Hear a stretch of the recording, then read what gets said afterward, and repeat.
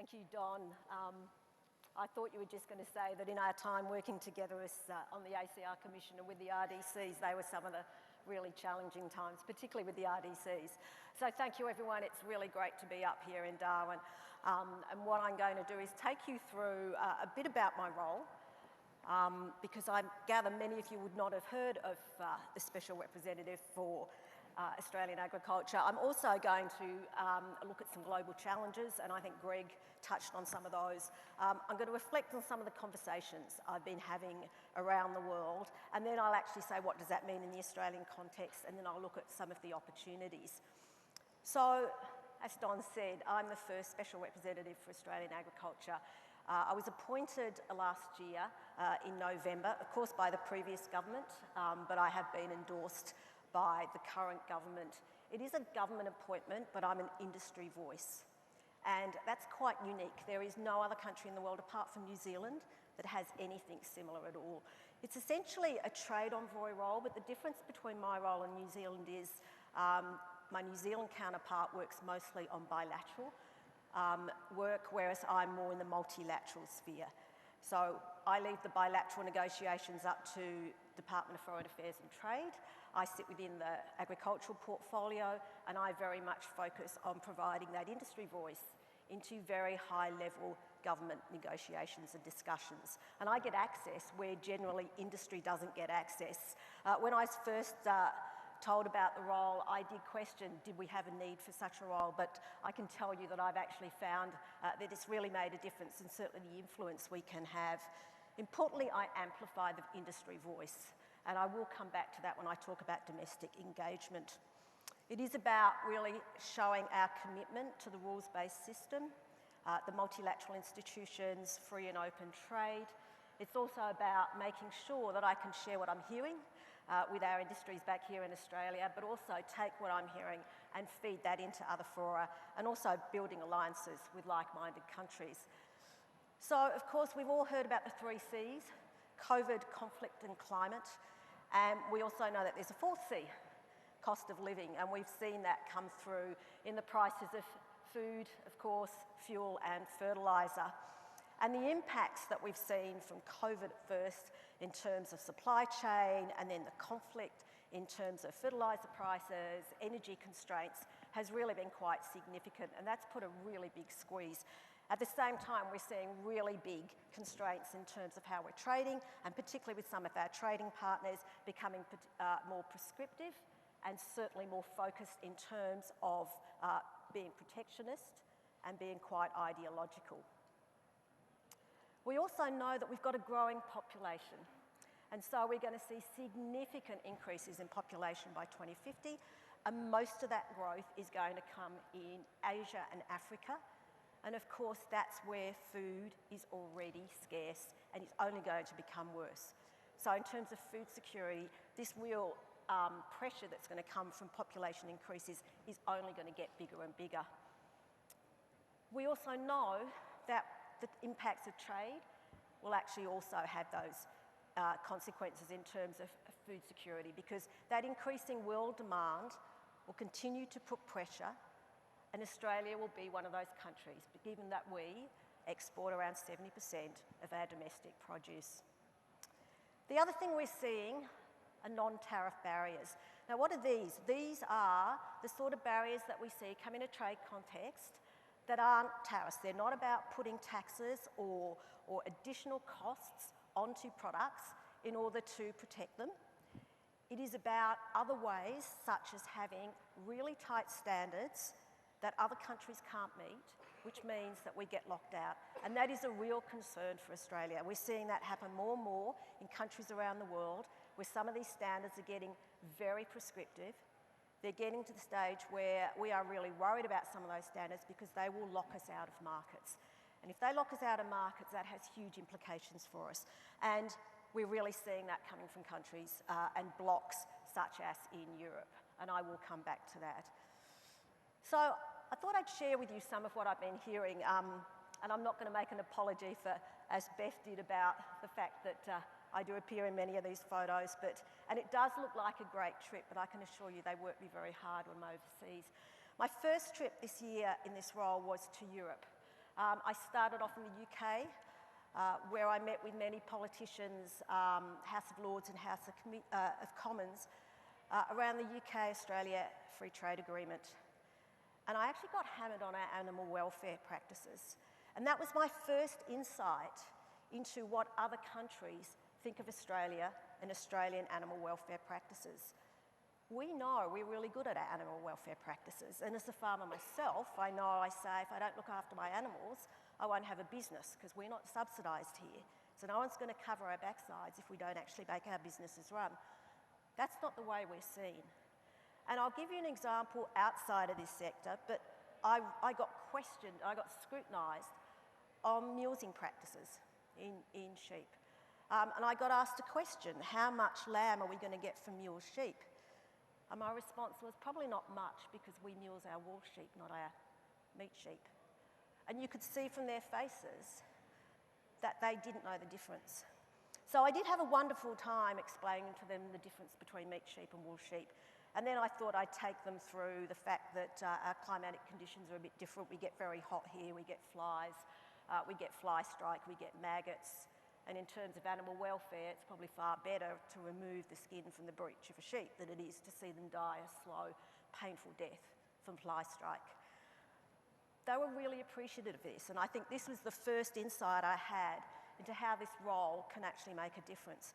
Because when you think of it, when you look at trading, it's government that negotiates with government. But it's industries and countries that trade with industries and businesses in those countries. And if you don't actually have the voice in terms of what works in practice, some of the implications can be quite dire. You can see me there in Big Ben because I ended up getting a tour of the internal tour of the Houses of Parliament. I then went on to Paris and met with the OECD. I think you're going to hear from Matthias tomorrow, more around data collection because it's really important that we start to get data sets and can benchmark around the world. I went to Geneva where I actually presented to the World Trade Organization on chemical residues. Once again, I was really surprised by the sort of questions I was getting, and they were around the view that Australia has really high chemical use, really high fertiliser use. And so my response was, no, we don't. And we have practices, that we make sure we use as little as possible. Once again, we're not subsidised. Chemicals cost us, fertilisers cost us. Why would we use any more than we absolutely have to? And certainly productivity is a great driver here. Once again, from some of the countries that were asking those questions, it was really interesting because their view of how we operate is completely different to how we know we operate. And I faced the same thing when I went to Brussels. So I met with the EU there, where they actually gave me a message around the EU Free Trade Agreement that we will get an agreement, but they're going to play hardball. So it's really important that we can articulate in market what we do, how we do it, how well we do it. It's important to tell the story, but it's going to become even more important that we could actually get the facts behind that.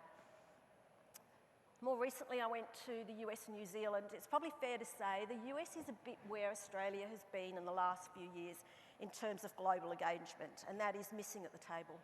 We've really stepped that up now.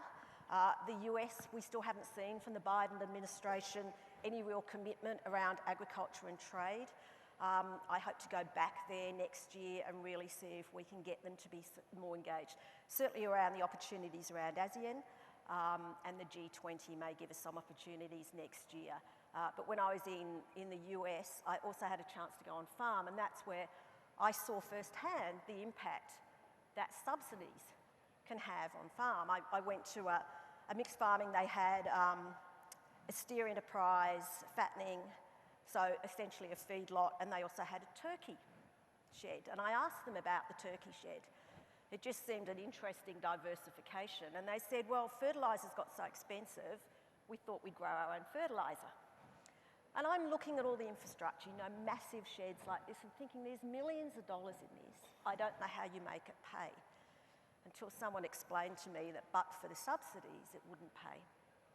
So I then went back into Washington. I had a conversation with them around the subsidies. And I said, have you thought about maybe using some of your subsidies for better outcomes on farm, they wouldn't engage then, but hopefully we can get a better engagement. My next trip then was to New Zealand, which is a very different conversation. It's probably fair to say that New Zealand has got out, I'd call it aggressively, in terms of climate change. They say that they know their number, they can measure and they can report. It does bring a high compliance burden. And I did say to them, if we were to try and do anything like that here in Australia, we'd probably get absolute outrage from our farmers. New Zealand has to do this because agriculture is their major industry and agriculture forms a major part of their trade. But I think they are starting to see now that it is going to bring challenges for them. But we've got the opportunity here in Australia to listen and learn and actually pick up what's going to work for our farmers here. New Zealand clearly sees it as a market access opportunity, and I think that they're just in a slightly different situation to what we are. Then my most recent trip was to South America. This is where there was a real opportunity to work with like-minded countries. So South America, mostly not subsidised, has a lot of similar types of industries. We actually shouldn't see them necessarily as competitors. There are great opportunities. Certainly on the research and development, I saw there great opportunities to work together and share. Great opportunities for anyone who's looking at sheep to get in there, certainly in Argentina and Uruguay. I hadn't realised just how big the Australian Merino was over there. I got asked to sash the champion Australian Merino. But one of the big wins that we got out of that trip was, you may have heard of the Cairns Group Farm Leaders. And I worked at the National Farmers Federation probably 22 years ago, and it was really strong then. And it had probably just gone very quiet. We're now really trying to invigorate that group. And I had the opportunity to present to all of the presidents of the farm groups of all of those countries in South America. And I gave them a pretty hard message, and that was we have to be speaking with one voice. There's no point in any one of us pushing back on subsidies and prescriptive approaches and ideology. We've actually got to get together. Within a week of me coming back, we got a letter to say, yes, we want to work with you. So the National Farmers Federation now, as chair of that Cairns group, is leading this. The president of the NFF, Fiona Simpson, is over at COP27 this week, and we expect to see a statement come out from the Cairns group from COP27. So that was a really good outcome from that. In terms of domestic engagement, I see this as really important, which is why I'm here today, apart from the fact that I'm also here as a LIVECcall board member as well. But it's really important that I am able to hear the issues from Australian industries and that I can share with them what I'm hearing overseas, but I also can listen to what I'm hearing, and I feed that into my conversations overseas, but I also feed it into the conversations I have with our governments here. And that's really important because, once again, it's making sure we can have that industry voice. I am a farmer in southern Australia. I farm very differently to the way many of you farm here. And when you think of it, the only way we're going to actually, and I'm going to know what's happening in different industries, is to be able to engage with you. So this is a really important part of my role. So what are the messages that I'm hearing from around the world? Sustainability is a word I hear everywhere. It doesn't matter whether it's in Europe, South America, over in the US, everyone was talking about sustainability. And of course, I've talked about food security, and it's important that we think about sustainability and food security together. And that is because, in the end, the way we farm is going to have to be sustainable. And it's going to have to be sustainable to ensure that we can have that long-term production for food security. We know that we've got that growing population. I put up that graph earlier that shows that we've got a huge growth coming. So we know that the farm sector's got to lift the production and productivity, but we're going to have to do it with less inputs. We're going to have to do it with less impacts. And importantly, we're going to have to increase nutrition, because for a lot of the countries that we're going to need to feed, it's nutrition that they need. There's no point in just producing and feeding them a whole lot more rice if that's not going to actually give them the nutrition that they need. Sustainability in trade.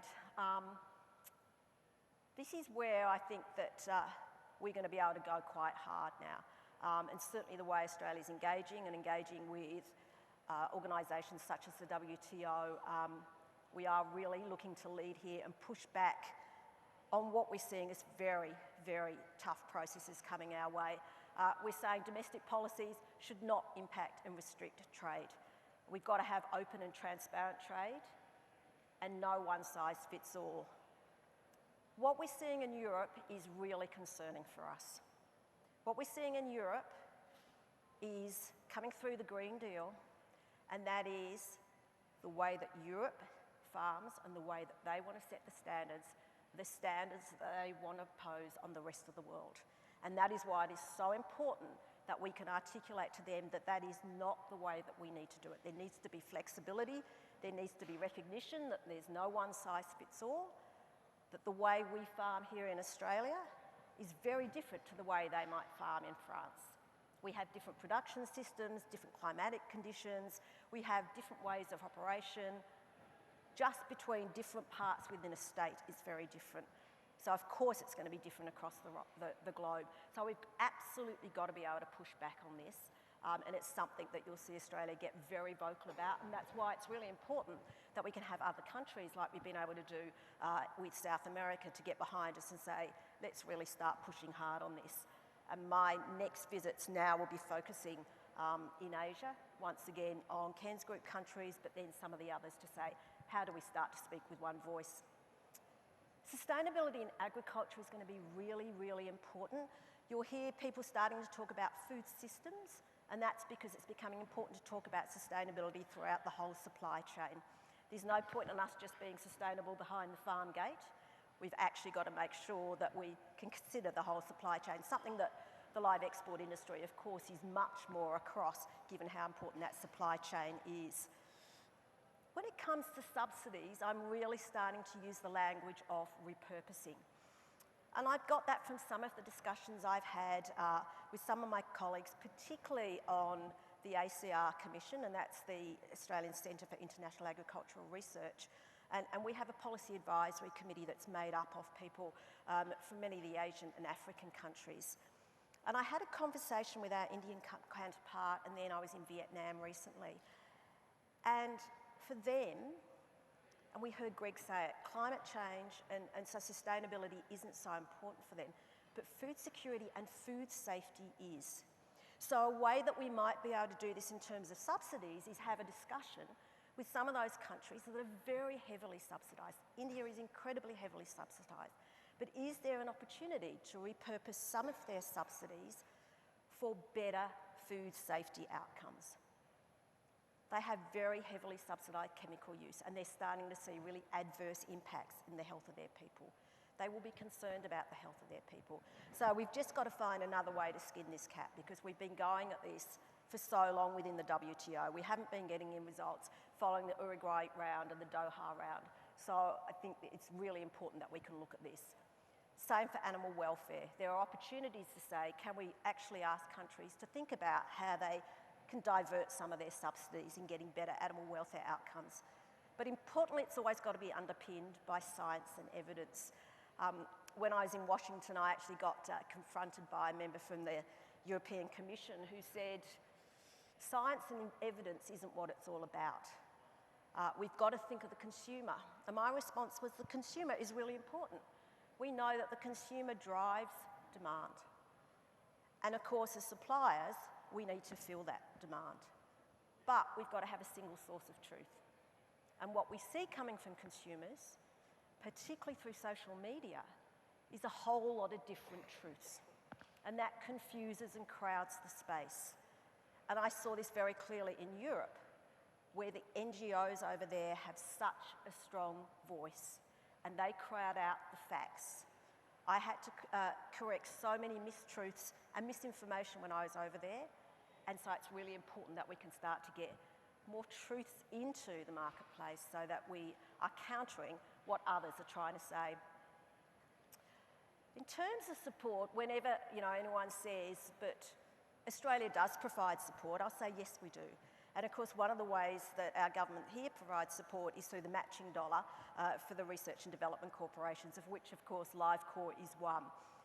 But what that does is it focuses on productivity, it focuses on research and development, and it is a really good way of actually having government money used to get some of the better outcomes that we can get in agriculture. And then we've also got the Australian Sustainability Framework for agriculture. Now, this is an overarching framework.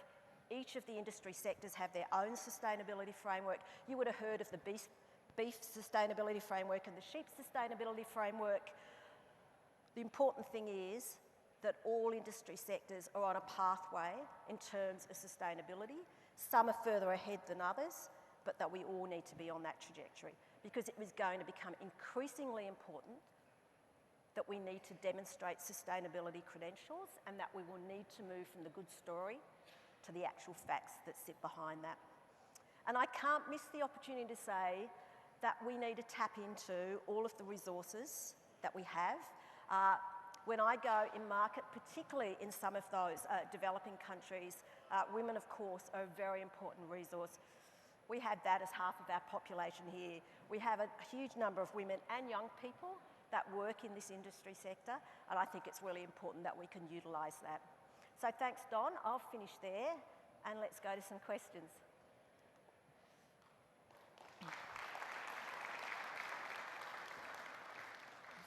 Thanks, Sue. Questions, please, if you have them. You've got something, haven't you? Sorry, whereabouts? Yep, one in the front here. And, Hi, over there, yep, sorry.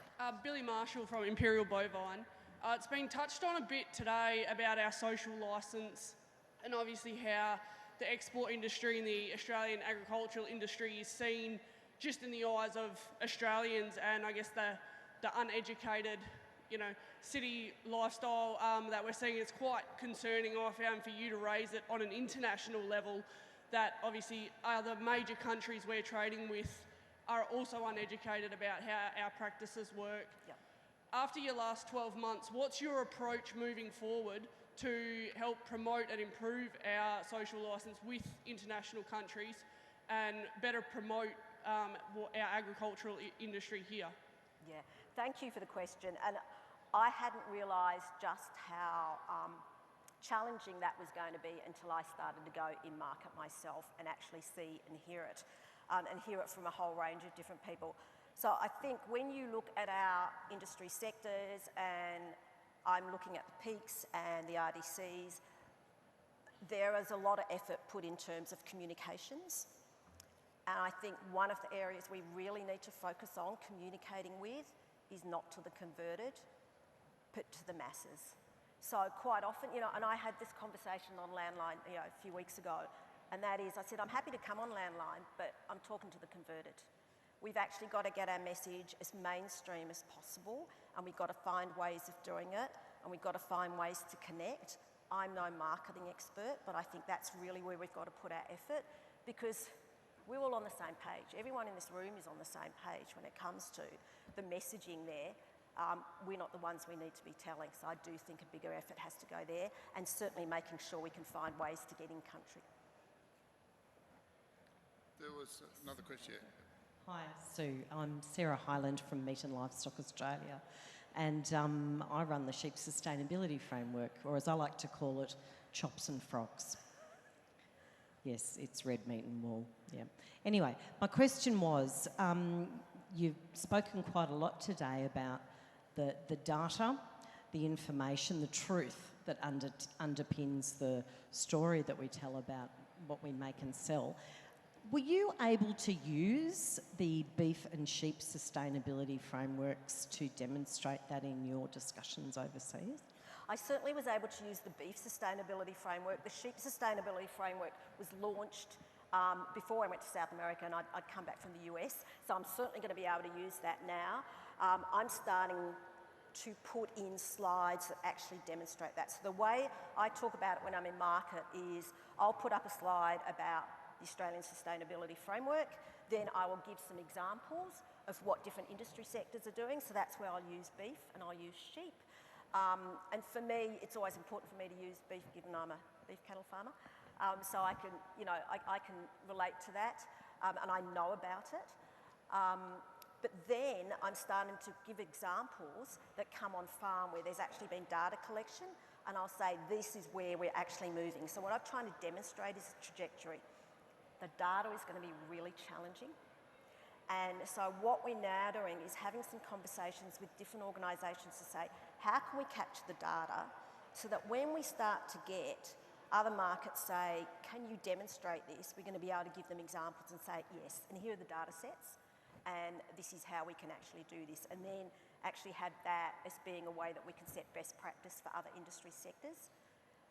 It is going to be hard. We need to find a way that's not going to be so costly, and we've got to find a way that, and I'm actually saying, how do you make the value proposition for farmers? Because you're not going to willingly spend the money on something unless you see what the value is back. Within corporates, they're doing a lot of work. So Cargill's is, Tays, JB Swift, you know, there's a value proposition for their customers because they get a premium to actually provide the data, but that data is kept within the company. So I think that's going to be one of the challenges that we'll have. Okay, thank you. One more from Sheet Central. Sue, thank you for coming today. I'm just curious about your definition of ideology. Is anything that you consider is ideological simply against the industry view that you've been educated with to take overseas? Or what is it? How do you define ideology? That's not evidence-based. So what I saw in Europe and what I saw coming from the NGOs, I saw a bit of this in the US, was an approach that said, basically, we are going to set standards because, I'm just trying to think of an example I saw in France. I called them parks and gardeners because basically the French get subsidised to have their fields kept nice and green, their hedgerows trimmed. We don't even have hedgerows here. And if those sort of things are going to start to set the standards for how we operate here, it's going to be really difficult. Now that's done because that's the way that country sees that they actually want to provide support to their agriculture sector that they don't even regard as being in business.